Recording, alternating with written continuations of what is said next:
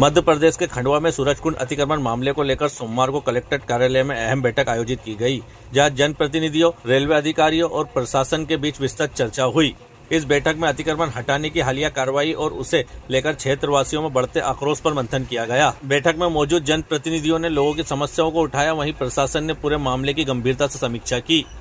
फिलहाल प्रशासन ने अतिक्रमण हटाने की कार्रवाई पर रोक लगा दी है और संबंधित क्षेत्र में दोबारा नप्ती कराने के निर्देश दिए हैं। प्रशासन का कहना है कि जिन लोगों के पास वैध पट्टे हैं उनकी जांच की जाएगी ताकि किसी भी पात्र व्यक्ति के साथ अन्याय न हो।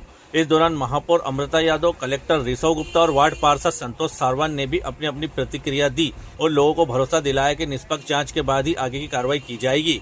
फिलहाल सूरजकुंड अतिक्रमण मामले में प्रशासन ने संतुलित रुख अपनाते हुए कार्रवाई पर अस्थायी रोक लगा दी है और आगे की प्रक्रिया जाँच के बाद तय की जाएगी।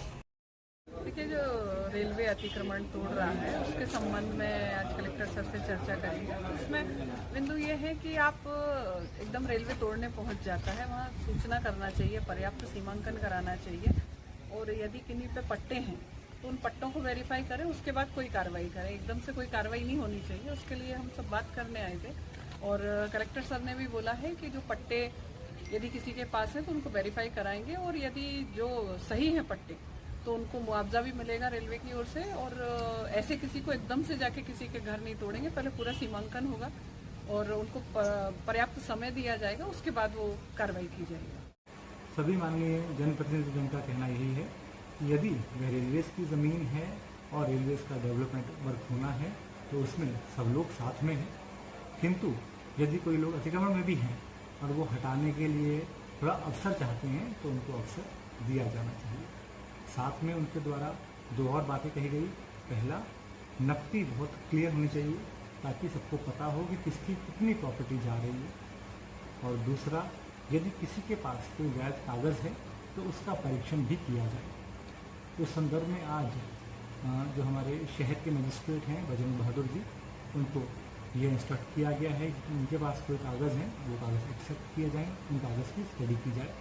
साथ में एक बार दोबारा नकदी भी की जाए, जहाँ पर नकदी बहुत क्लियरली की गई है वहाँ पर चुना लाइन मार्क की जाए, जहाँ पर नकदी नहीं की गई है वहाँ पर सबके सामने नकदी फिर से की जाए और वहाँ पर चुना लाइन डाली जाए ताकि सबको क्लियर हो कि किसका कितना लैंड रेलवेज में जा रहा है। कुछ लोगों के द्वारा इस प्रकार का दावा किया जा रहा है कि उनके पास कोई वैधानिक दस्तावेज हैं, तो उन संदर्भ में सिटी मजिस्ट्रेट को यह इंस्ट्रक्ट किया गया है कि उन दस्तावेजों की भी वो जाँच करें कि क्या वो वैधानिक दस्तावेज हैं, क्या वो रेलवेज को लैंड अलॉटमेंट होने से पहले के दस्तावेज हैं या उसके बाद के दस्तावेज हैं। ये जांच होने के बाद ही आगामी कार्रवाई की जाएगी।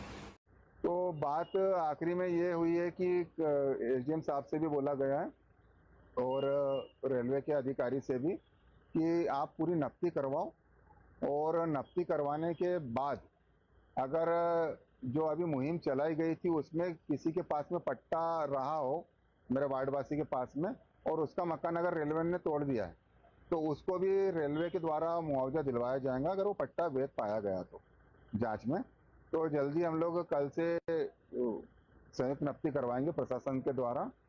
जिन क्षेत्रों में रेलवे अपना आधिपत्य बता रही उन क्षेत्रों में नफ्ती कराने के बाद ही इस कार्य को अंजाम दिया जाएगा। मुहिम अभी रुकेंगी जब तक नफ्ती नहीं होती है, जब तक मुहिम करने के लिए भी कलेक्टर साहब ने इनको अभी मना कर दिया है